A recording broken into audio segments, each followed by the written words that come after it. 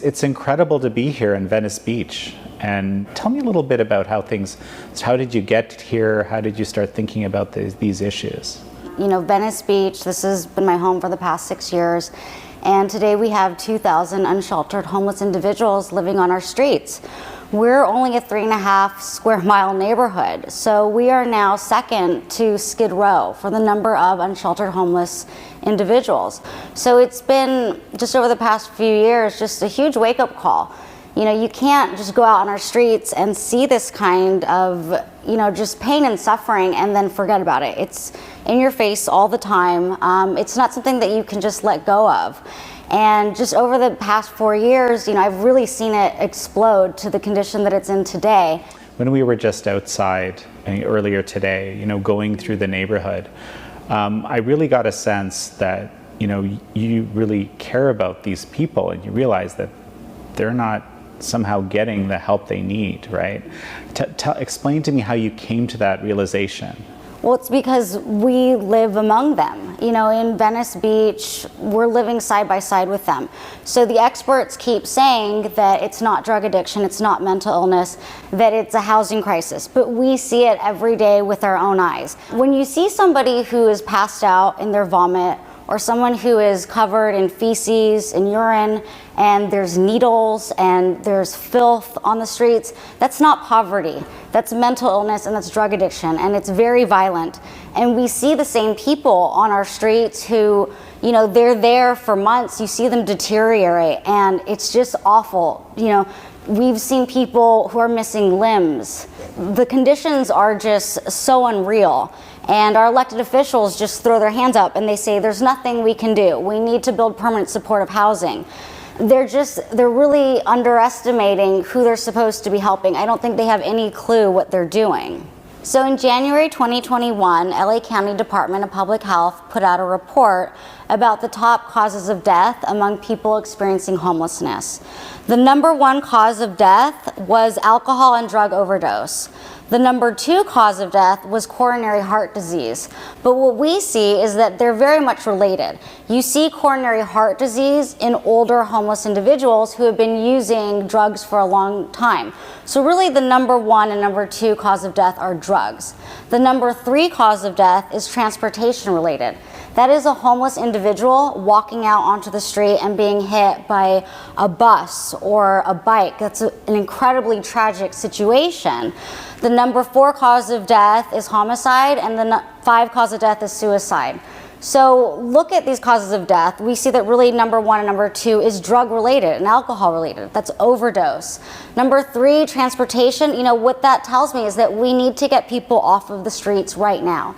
Everything that we are doing today is leading towards these causes of death. And just imagine what it's like to be one of these homeless individuals who is suffering from mental illness.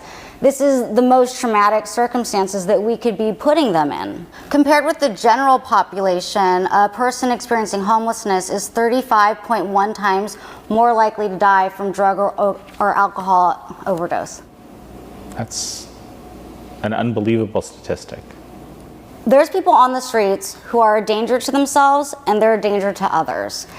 And what I've learned is that drug addiction is very violent. You can't just wake up one day and decide that you're going to get off drugs. It just doesn't work that way.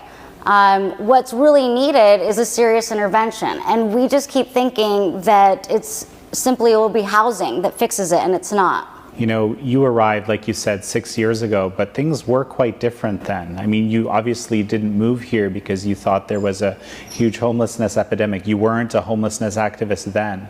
So give me a little bit of a sense. Maybe there's a few moments that you remember that actually spurred you into action. So Venice Beach has always been sort of on the fringe. It's a very bohemian-like community. It's always been a little bit gritty. It's not Santa Monica, and that's what I loved about it. It was very edgy, and so there's always homeless people there. But really what we've seen is it's the drugs that have really changed the landscape. And starting about 4 years ago, it's just the type of individual living on the street just changed. We've really seen a rise in meth, and that really makes people violent. So we're seeing a lot of violence play out on the streets. So about 4 years ago, we started to see just a different type of homeless person on the street. And then it's really metastasized during COVID. And that started in March 2020. And the reason for that is because in order to slow the spread of COVID, the city of LA decided to either fully or partially suspend many of their municipal codes. So prior to COVID, we had rules where tents had to be down during the day. In order for people to shelter in place, they decided that no longer had to happen. So that's where you really see more of the tents exploding. Also, we used to enforce no tents or no camping in public spaces. So that's the boardwalk, which is a beach, it's a state beach. So they stopped enforcing just no camping laws. And then other laws were that you're not able to sleep in your car on public streets. And so that's why you see so many RVs today, because any vehicle that's used as a domicile purpose is allowed to stay on our streets. And so you've seen this emergence of tents, of camping, and RVs on the streets just because of the COVID loopholes. So, there's a whole group of you here in Venice, and I've met some of them that are working on this together. And so how did that all come about? Well, we're very concerned with crime, and most Venice residents are. It's very dangerous to walk down the street at night, even during the day. I think the average resident really feels, frightened at all times. You saw a lot of, some potentially dangerous situations today. And so naturally, we work together. We work together to demand accountability from our council member. There's serious changes that we want. Our police were defunded here in Los Angeles. So we've had to fight really hard to get our police restaffed, especially in the Pacific Division, where we have, some of the highest crime rates. We want to keep everyone safe, even the homeless. When you look at homeless on homeless crime, it's 56% of crimes, all assault with the deadly weapons. Either the victim, the perpetrator, or both are homeless. So even, there's even homeless on homeless crime. And so we need the police to really protect everyone. And one of the people that you are working with, you had actually noticed that their home was burglarized, and that's how you connected. That's unexpected way to make a friend, right? My neighbor had just moved in, and she wasn't there that day, but I saw two men hop her fence and start burglarizing the place. So I called 911, and I stayed there, until the police arrived. I made the report. I had never met her yet. So the following day, she found out from one neighbor that she knew, and she was very thankful that I was there to do that. And she got in touch with me. And so now we're very close. And I find that that's how I end up meeting people in Venice. I've reported burglaries multiple times, and then I end up meeting the owner of that home. And so we have very few resources in Venice. I feel that we often have to stick together. This is one of the most affluent neighborhoods in America. I mean, for sure, right? How can you say you don't have resources? Well, first, our police were defunded, so we have, much less access to them. When we call LAPD, there's very few things they will respond to now. What used to be a crime has now been downgraded to a quality of life issue. Explain that. So if you see a man swinging a bat around or an axe, you may call LAPD, and they may not respond. If you see someone who is screaming violently, that's a quality of life issue. Someone who's defecating on the street, someone who's using drugs out in the open, those are all quality of life issues now. So in the absence of, basically police enforcing laws, you can get a different kind of justice. It's called street justice. Street justice happens when there's a dispute over selling drugs. Sometimes people will slash each other's tents. They'll set their tents on fire. Sometimes that happens with RVs. There's only so much limited space, and so sometimes people will retaliate against each other. We've also seen many horrific fights on the boardwalk.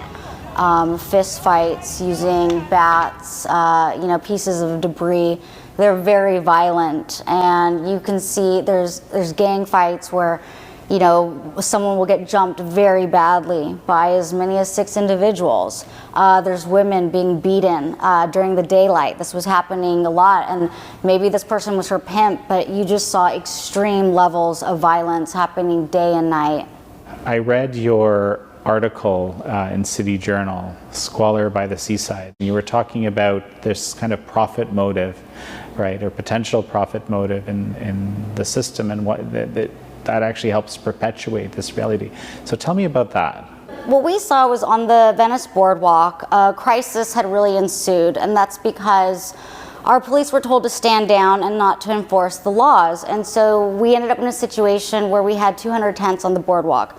We were looking at triple-digit increases in crime. There was a shooting, stabbing, a rape, an assault happening at least once a day, sometimes more. Fires. We lost a commercial building on the boardwalk, a